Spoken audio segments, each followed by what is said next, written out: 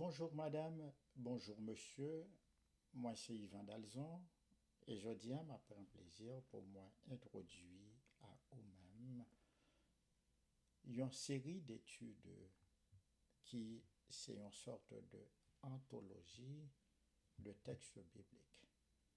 Ce sont des passages sélectionnés en raison de leur contenu spirituel, leur portée doctrinale, et nous invitons à suivre le plan progressif du salut, de la Genèse à l'Apocalypse.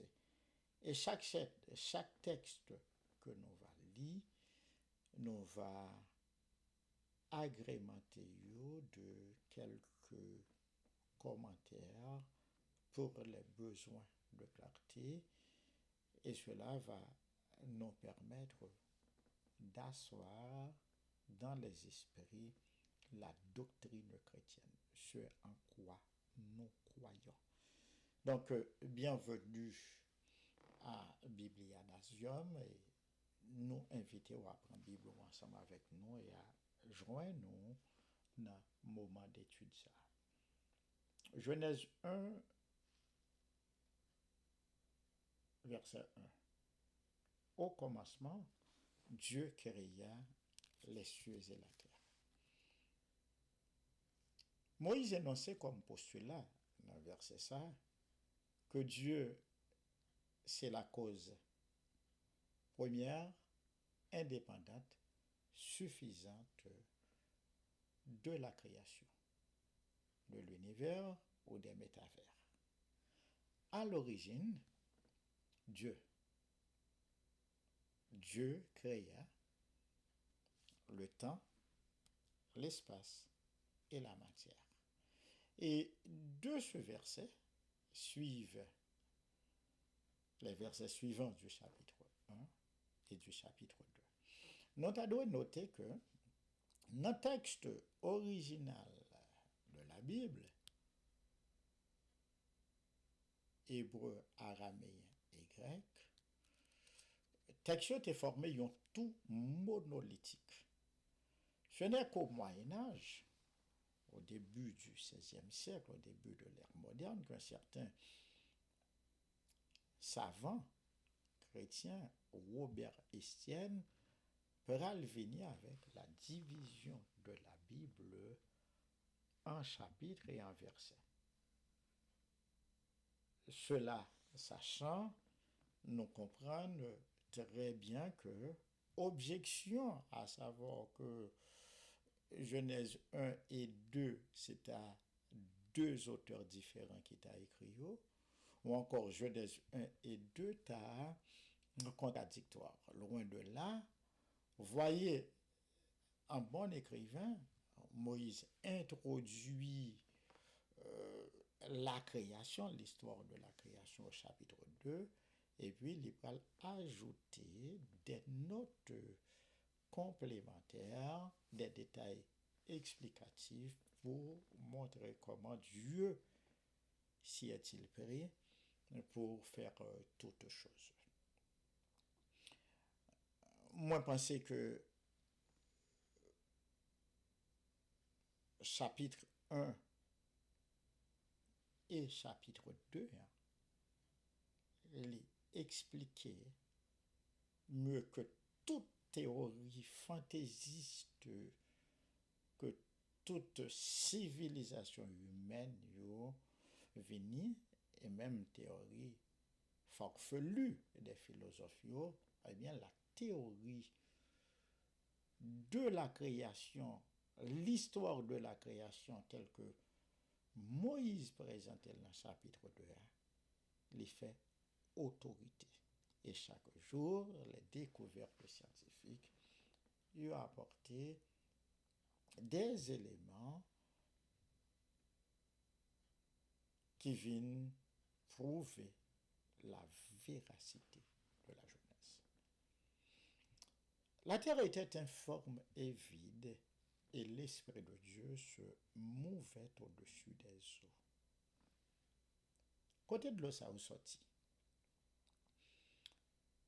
Certains ça suggéré que entre Genèse chapitre 1 et Genèse 1, verset 1 et Genèse 1, verset 2, il y eut un déluge.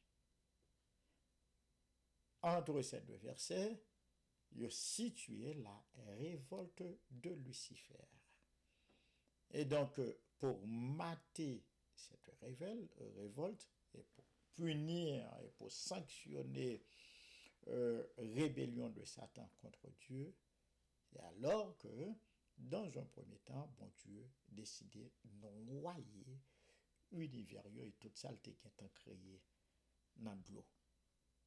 Et c'est ça qui expliquait l'origine de l'eau. Tant qu'au espace là, tant qu'au matière là, et tant qu'au temps, il n'est pas éternel. Tout scientifique d'accord que l'univers n'est pas éternel. Et toute bagaille, en raison de principe thermodynamique là, qui t'a expliqué que l'univers là a commencé de un point et que l'univers là lit en extension, et plus que l'en extension, ça t'a expliqué que,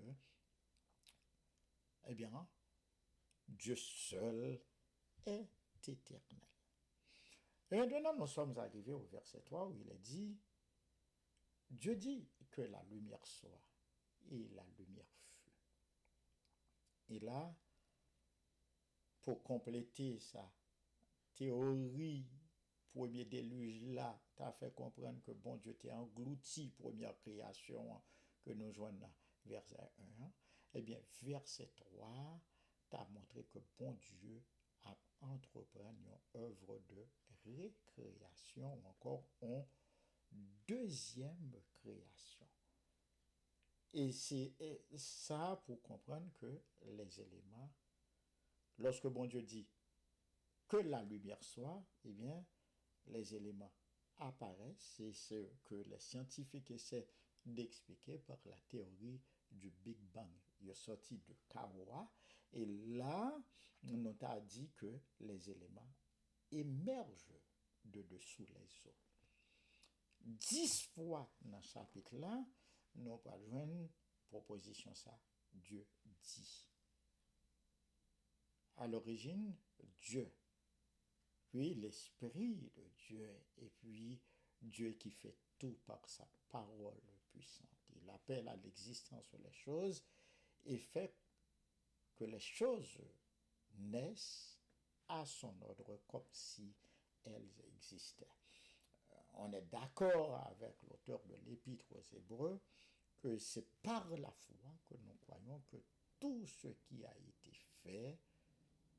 été fait par la parole puissante de Dieu. En sorte que ce que l'on voit n'a pas été fait de choses visibles, mais par la parole puissante de Dieu. Et le peuple de Dieu dit Amen. Nous avons dit que pour entreprendre sa création, Dieu a décrété toutes choses. Et nous joignent l'ordre créationnel. Le premier jour, Dieu crée la lumière. Le deuxième jour, il crée les cieux en séparant les eaux de dessus d'avec les eaux qui sont en bas. Le troisième jour, Dieu fit la mer et la terre et la végétation. Le quatrième jour, Dieu crée les luminaires, le soleil, la lune, les étoiles. Le cinquième jour, Dieu crée les animaux marins, les animaux aquatiques, les animaux ailés. Et le sixième jour, Dieu ordonne aux mammifères d'apparaître sur la terre, de se mouvoir, les reptiles et toute espèce animale, eh bien, vit le jour, le cinquième jour. Et enfin, bon Dieu parle créer l'homme. Genèse 1, verset 27, il dit que Dieu créa l'homme à son image, il le créa à l'image l'image de Dieu, il créa l'homme et la femme. Dieu créa l'homme à son image et à sa ressemblance. On sait que Dieu est esprit. Comment comprendre ce verset? Dieu qui est esprit, comment comprendre que l'homme puisse lui ressembler? Eh bien, c'est une ressemblance en intelligence, car l'homme est un être qui sait, qui connaît, qui sonde les choses. C'est une intelligence, c'est une connaissance, une ressemblance en connaissance, en intelligence, en sensibilité et en volonté. Et Genèse 2, verset 7, Moïse vient avec plus de détails pour l'expliquer comment bon Dieu fait l'homme. L'Éternel forma l'homme de la poussière de la terre. Il souffla dans ses narines un souffle de vie, et l'homme devint un être vivant. Remarquez, lorsque bon Dieu crée l'homme, il dotait de un corps, il dotait de un âme, il dotait de un esprit. Pour qui ça lui prenne de la poussière de la terre? Eh bien, c'est parce que l'homme fait partie de l'environnement. Et puisque bon Dieu t'a pas dit l'homme, les mettait dans le jardin pour le gérer, pour le garder, pour le capable de fructifier, pour le faire croître, en tant que roi de la création, l'homme, eh bien, pour être capable bien gérer la création, il faut que les porter création dans lui-même. Donc, lorsque les doter l'homme du corps, par le corps, l'homme capable en communication avec son environnement. Par nom li, avec faculté pour les sentir, pour le aimer, pour le raillir, pour éprouver sensation, eh bien l'homme en communication avec son semblable. Et par l'esprit, Dieu souffla dans les narines de l'homme un souffle de vie, eh bien l'homme, d'ailleurs on a dit que l'esprit c'est une parcelle de l'esprit de Dieu. Et donc l'homme, par l'esprit, il est en contact avec son créateur. Donc, là où lit Genèse 1 et Genèse 2, nous te répondons à la question que le philosophe a posée, d'où vient l'homme et pour qui ça l'homme, quel est le sens de la vie? Eh bien, si l'homme aligné sur le plan divin, religion liant pral théocentrique. Mais lorsque l'homme tourne vers lui-même, il pral venir avec une religion anthropocentrique, et c'est ça qui pral bailler la mort.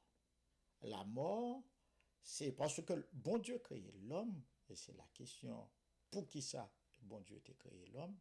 Dieu a tout fait pour sa gloire. Donc l'homme, c'est le reflet de la gloire de Dieu. Il porte en lui le reflet du divin, l'image du divin, l'imago Dei. Mais par le péché, cette image se trouve être brisée. Et c'est ça qui peut le conduire à la mort. Lorsque l'homme les dévié de orbite là, de dessein initial, ce pour lequel il avait été créé. Heureusement que dans son plan rédempteur, bon Dieu peut voyer Jésus-Christ pour, eh bien, restaurer en nous cette image que nous avions perdue. Et grâce à la venue de Jésus-Christ, eh bien, le paradis perdu tel que Bacon le dit au XVIIIe siècle, le paradis perdu sera retrouvé. Et cela sera après le millénium, après l'enlèvement de l'Église et à la consommation des siècles. J'espère que cette étude vous a plu et si c'est le cas, donnez-nous un like et publiez la vidéo à vos connaissances. Je suis votre serviteur et ami, le pasteur Dalzon, et que Dieu vous bénisse.